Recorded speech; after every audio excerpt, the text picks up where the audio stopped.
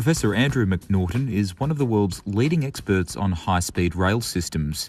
He's currently Technical Director of HS2, a planned high-speed railway in the United Kingdom, which aims to become the new backbone of the national rail network, linking London, Birmingham, the East Midlands, Leeds and Manchester. The chairman of the Committee for Sydney, Michael Rose, discussed with him the question of whether Australia should build a high-speed rail network linking the major cities on the East Coast. We're here today with Professor Andrew McNaughton, the Technical Director of High Speed Rail 2. Andrew, welcome to Sydney. Thanks, Michael. Here in Australia, we know a little bit about High Speed Rail 2, or HS2. I wonder if you can tell us a bit more about the genesis of the project and its objectives.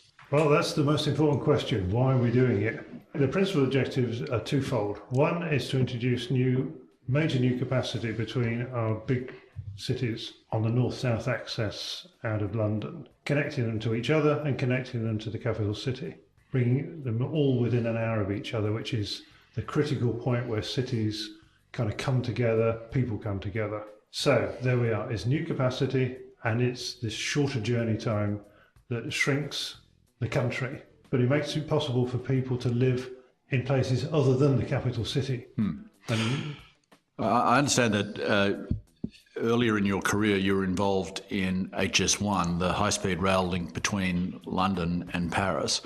Were there any lessons learnt in that project that have been applied to HS2? I think there's one really huge lesson, and that was people always think about our first high-speed line as London to Paris. Very long distance, the equivalent of Sydney to Melbourne. But actually, not that many people travel very long distance. You'd never build all that infrastructure and all those trains for such little traffic. What we learnt was this kind of magical 1 hour meant that with a new line, the whole area of Kent, southeast from London, became accessible from London. This was an area that used to be industrial, dying on its feet, really. Now it's a thriving area. Property prices have gone up 50-60%. More to the point, lots of people now live and commute into London because it's within an hour of their work. It may be 160 kilometres away, but it's that one magical 1 hour. So if you take that idea then, that the connecting of communities along the high-speed line, HS2 is going to touch a great many communities, either because it stops there or because it runs through there. What has the process of engaging those communities been like, and how is the opportunity of HS2 being described to those communities?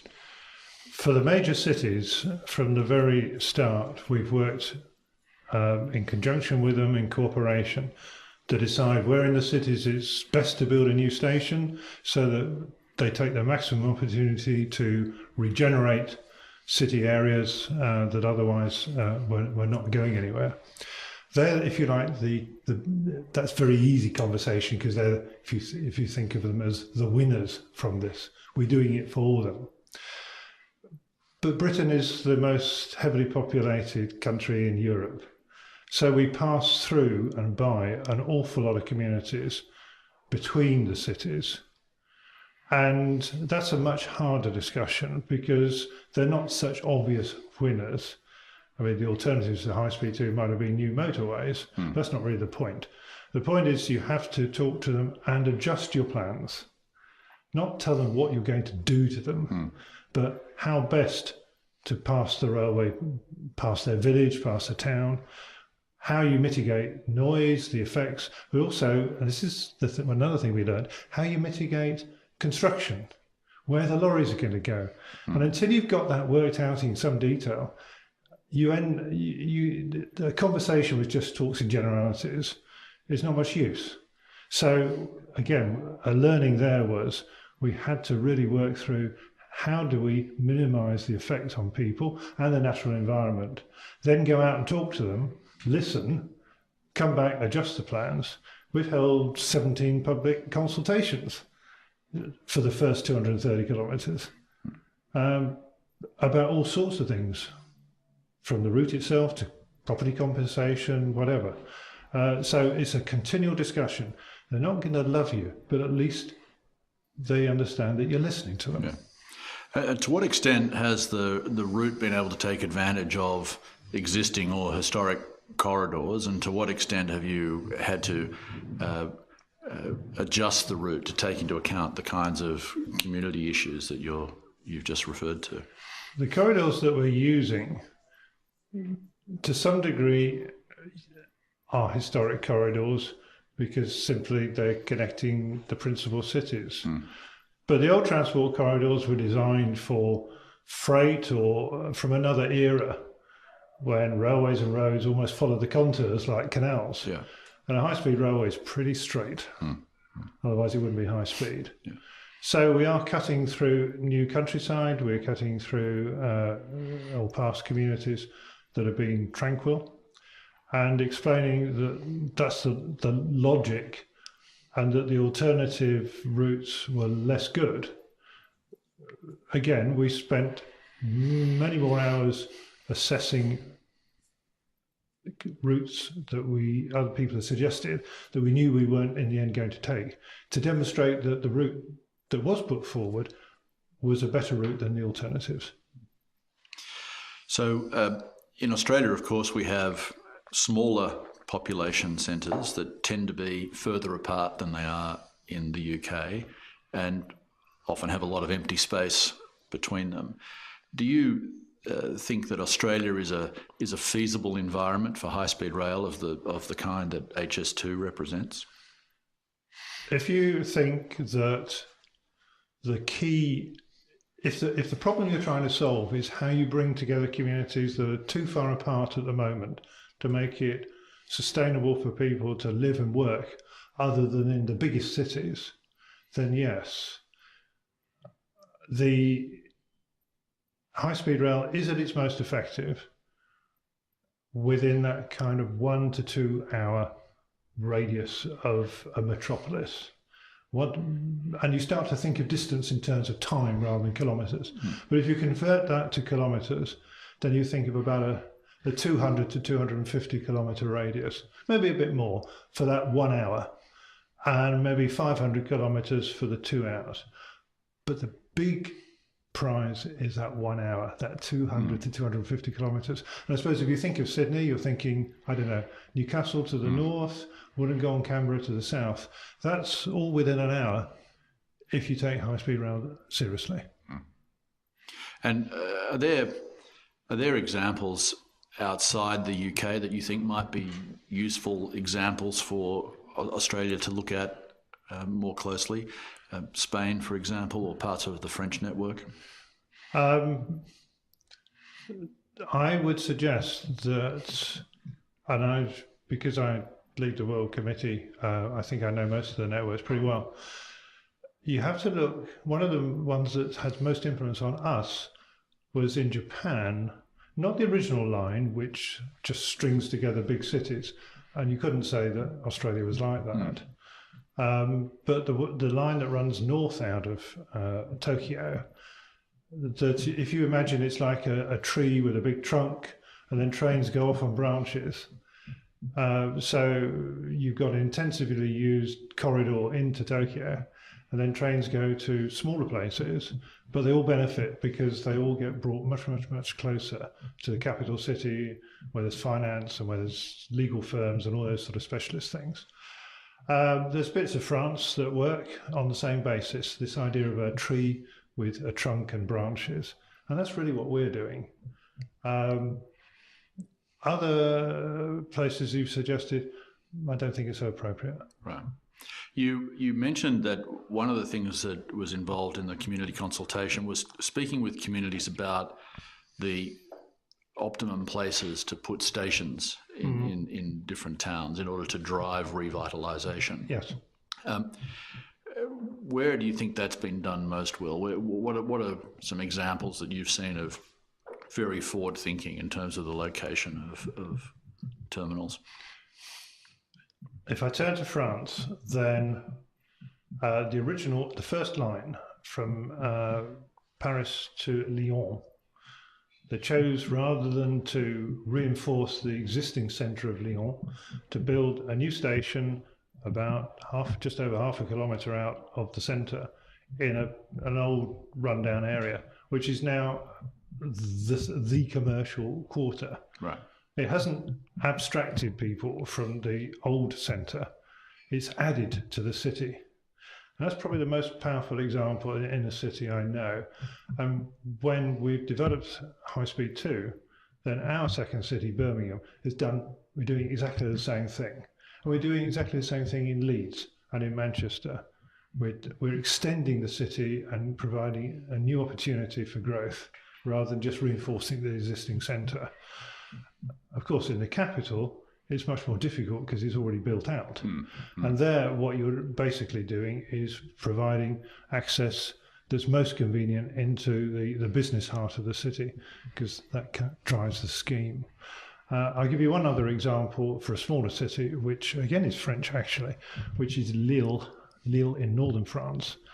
And that's at the point where the high-speed line towards London and towards Brussels and Germany bifurcates. Again, they built, rather than building in the existing, they built half a kilometre away again, maybe a little bit more, in an area which was just flattened warehouses. And that is also, if you go and see it, glass and steel and the centre of a new commercial area with far more employment than they had before. Infrastructure Australia recently issued a report in which they stressed the importance of rail to manage growing population in Australian cities, and in particular to join together the very large cities like Sydney. Do you have some thoughts on that? There's different forms of high-speed rail, and you can be stuck slightly on the title. From very high speed, which is what we're using in Britain, through to, I suppose, what you call fast rail. But at 200 to 250 kilometres an hour, it's still pretty fast. If you think of using that kind of conventional technology, then you can still join up the centres of a megacity such as Sydney in 10 or 15 minutes. So instead of being maybe 45 minutes apart, which at that point they're virtually separate cities, they don't work together. If you bring them within about 15 minutes of each other, then it's like a few stops on the metro. Think of it as a high-speed metro, not stopping at every bus stop, but joining up those principal areas. And I see a trend developing to use higher speed rail with very big cities, of which clearly Sydney is one, just like in London. And that way you can stop it, you can give it centres, and each of those centres has its own transport system. So you're joining the city together with a new form of transport.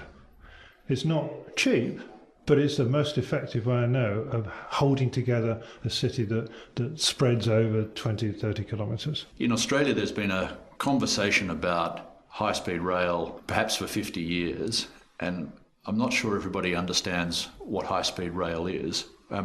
What is your definition of high-speed rail for HS2?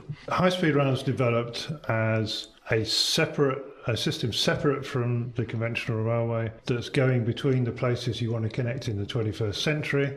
And because it's its own railway, even if it then spreads trains out at the ends onto the conventional railway so that more places are served, that high-speed core is very reliable, completely safe, and allows trains to move, in our case, at up to 360 kilometres an hour.